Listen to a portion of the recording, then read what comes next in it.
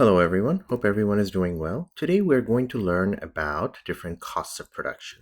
So when we are producing any goods or service, there are certain costs involved, and we are going to today classify the costs and look at some of their definitions and uses.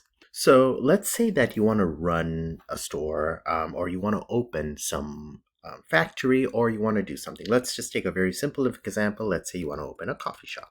Now you want to sell different types of products in your coffee shop. Let's say you have latte, you have just drip coffee, or maybe you may want to make smoothies and other stuff, or maybe have some desserts. So your output, in this case, your output is going to be, let's just take one very simple example. Let's say it's just latte.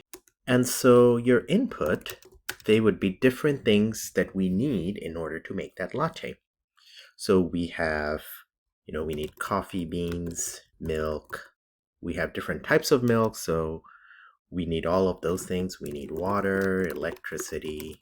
We need a space to operate, so physical space. We may need to get some permits to operate, some food permits and other things. We may need to get Wi-Fi because people like to use their Wi-Fi while in a coffee shop. We may need some employees, so we'll just say wages, and many other things. So there are a lot of costs that go into the making of just one output, which is latte. Now, in our case, if we look at all these things, there's so many different types of costs that we have here. So let's say we'll just call it total cost equals to, as the name suggests, the total value of all the costs needed to produce the output. So let's say if I am producing 500 cups of latte a week, and to produce them, I need to spend $1,500, then my total cost is $1,500. So this is the total cost to produce all those 500 cups of latte. Now, when we look at this total cost, we can see that total cost can be further divided into two other types of costs. So we can see that some costs do not vary with production. So that means no matter how much or how little I produce, the costs remain the same. So let's say if I'm producing, the cost remains the same no matter how much or how little I produce. Some of those costs is like examples are, let's say like rent of my floor space. So if I have some area that I'm renting out, if I keep my store shut for a month, I still have to pay rent. If I operate it overtime all day, all night long, if it's a 24-hour, 24/7 restaurant or coffee shop, I still have to pay rent. The Wi-Fi that I have, that's a fixed fee that I pay. It doesn't matter how much or how little I use. Maybe I need to spend some money on getting permits, so permit cost, maybe cost of inspection, that remains the same no matter how intensively I use the product. And finally, maybe if I'm taking a loan out to operate my business, the interest payments. These don't change based on the production. So these type of costs are what we call, this type of cost is called fixed cost, which basically means the cost does not vary with production. Now, other example, like let's say if you're renting in your dorm room, that's one type of fixed cost. Your Netflix account is a fixed cost. No matter how much or how little you watch Netflix, you still pay the same amount every month. And there are many other costs like that we face on a daily basis. If you go to a buffet, that would be a fixed cost. No matter how much or how little you eat, you still pay the same entry fee. So the other kind of cost is, well, some costs vary with production. So they increase as we produce more. We call that variable cost. So some examples are the coffee beans we are using. So if I need to make more latte, I need more coffee beans. Wages is a variable cost. If I want to expand my operation, produce more, I need to hire more workers. Or I may have to pay workers overtime if I make them work longer hours. Water, other utilities like electricity, and then, the milk that I'm buying, etc. So these things change the production, the cost increase as we produce more. So in my case, then I can write total cost equal fixed cost plus variable cost. So the total cost, so in our example here, the total cost is $1,500. Part of it is going to be fixed cost. Part of it is going to be variable cost. So once we have these two costs, what we can do is create another one. Now, we may also want to know what is the cost per unit. So cost, what is the cost per unit? Which means that if I'm producing, let's say in our case, 500 cups a week, the total cost is $1,500, but how much does it cost to produce just one cup? So one cup would be, we know this, it's pretty easy to show that cost of one cup would be 1,500 divided by 500, which is $3 per cup. So we can actually do this calculation here. Let's say let me add equation here, and then we can, I don't think it will work that way. So total cost equal to fixed cost plus variable cost. So if I take this, and now if I've divided this both sides by the quantity, as we have just done above, so I can just write divided by quantity, then it is also equal to fixed cost divided by quantity and variable cost divided by quantity. So then my total cost divided by quantity equals to fixed cost divided by quantity and variable cost divided by quantity. Now, whenever we divide anything by quantity, we just call it an average. So then total cost divided by quantity is called average total cost. So we will basically just call them average total cost equals to average fixed cost plus the average variable cost. Now, instead of writing it this way, we can also just use acronyms. And our acronyms are going to be ATC equals to AFC and AVC. So let's look at a table and let's try to understand how this works. So let us create a table here. And so let us first look at, this is my quantity. So quantity is telling me what amount am I producing. And then I'm going to write fixed cost, FC, variable cost is VC, and total cost, average fixed cost, average variable cost, and average total cost. And then in a bit, we are going to talk about another cost called marginal cost, but we have to wait for that for a little bit. Let's say I'm producing different amounts, so I have quantity 0. Now, we said that fixed cost is something that does not change as we produce more of that product. So fixed cost is like, in our case, it is something like rent. No matter how little or how long you stay in your apartment, you still pay the same monthly rent. So imagine if you're on vacation for a week, you don't get a discount in your rent. Or if you spend 24/7 in your apartment for a week, you don't pay more. So fixed cost, if quantity is 0 or quantity is 20, you always pay the same fixed cost. Let's say the rent is $1,000 for a week for this coffee shop. So I am spending $1,000 no matter what. Variable cost is something like that changes, as we said. Let's say we just have one variable cost, which is wages. And let's say that if I'm producing nothing, which means that I'm not hiring anyone, so my variable cost can be 0 when my quantity is 0. So let's say when I produce 5, it's 100, 200, 300, and let's say it's 500. Okay, as I produce more quantity, maybe I need more workers, I need a supervisor and things like that. Total cost, as we said, is the sum of fixed costs and variable costs. So we just add these two numbers. So this number and this number. These two numbers are just added together to get my total cost. So total cost would be 1,000 here, 1,100, 1,200, 1,300, and 1,500. Average fixed cost is just fixed cost divided by quantity, as we saw above in our example above. So it will be 1,000 divided by, well, quantity here is 0. It is undefined. So if quantity is 0, we really don't have any value for average fixed cost, variable cost, or average total cost. So for the second one, it would be 1,000 divided by 5, 200, 1,000 divided by 10, 1,000 divided by 15, and 1,000 divided by 20. So these are my values of my fixed cost. Notice one thing, as I produce more, as quantity goes up, my average fixed cost actually decreases. So that's an important thing to remember. Average variable cost, let's say it's my variable cost divided by my quantity.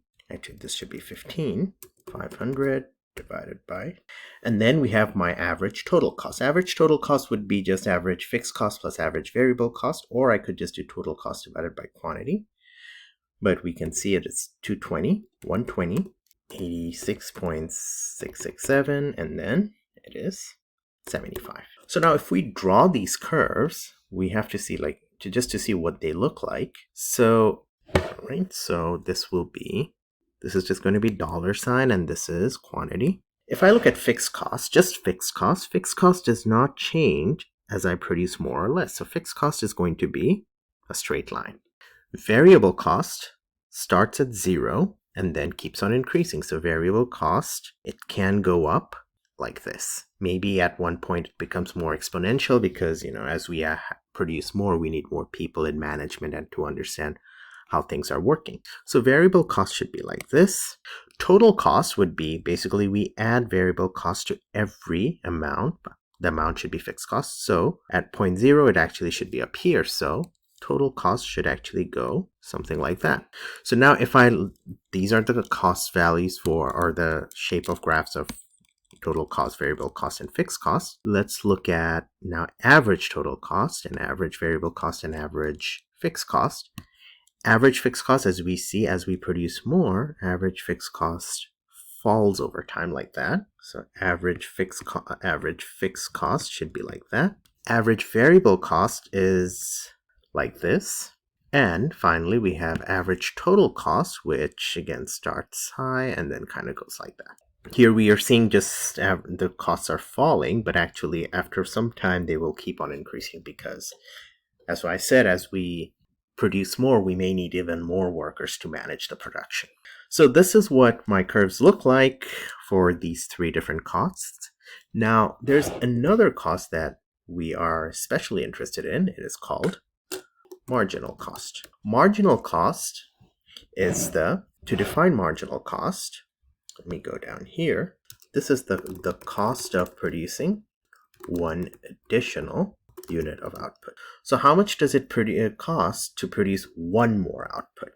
So in our case here, marginal cost, since it's marginal kind of implies the slope. So the definition is equals to change in total cost divided by change in quantity. Or if I want to be a little fancy and write it in notation, it would be, let's write delta TC divided by delta Q. So we are going to take change in total cost. So in my case, if I go from 0 to 5, change in total cost would be 1,100 minus 1,000 divided by the change in cost is 5 minus 0, which equals 2.